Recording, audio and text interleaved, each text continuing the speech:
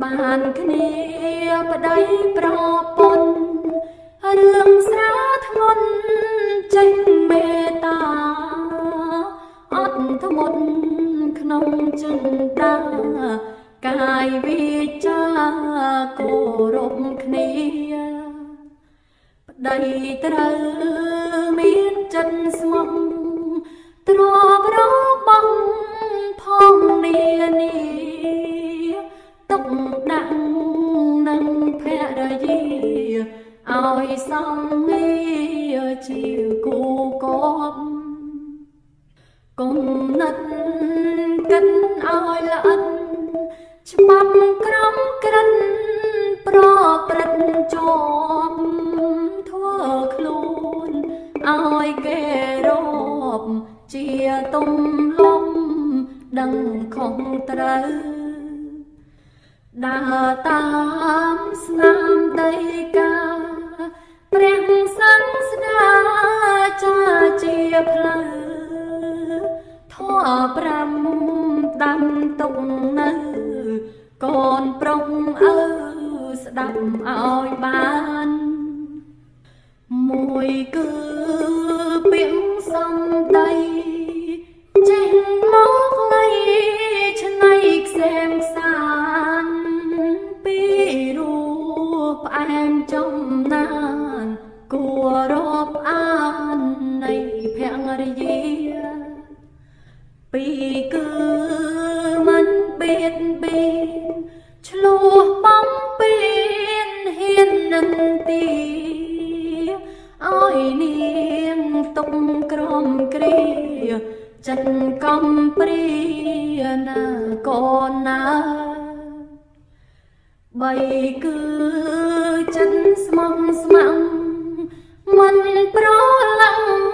ស្រីផ្សេងឡើយរួមសុខទុកដល់ត្រើយនៅគៀងកាយមួយជីវិត4គឺទ្រពរបស់ប្តីចិនស្មងប្រកលប៉ិនឲ្យនាងចេញឆ្នៃកិតមានគំនិតអាចចាត់ចែង5គឺគ្រឿងតែងកាយត្រូវខ្វល់ខ្វាយកិនស្វាំងស្វែងតាមកាលគួរចាំងស្ដែងបានតុបតែងកាយជាស្រីតាក់តែងថ្លែងដំរាប់ប្តីណាត្រាំច្បាប់សង្ខីនំយូខ្ពស់សេរីនាទីប្តី5នេះងហងប្រសិនអស់ទាំងប្រុសប្រព្រឹត្តខុសច្បាប់ចែងច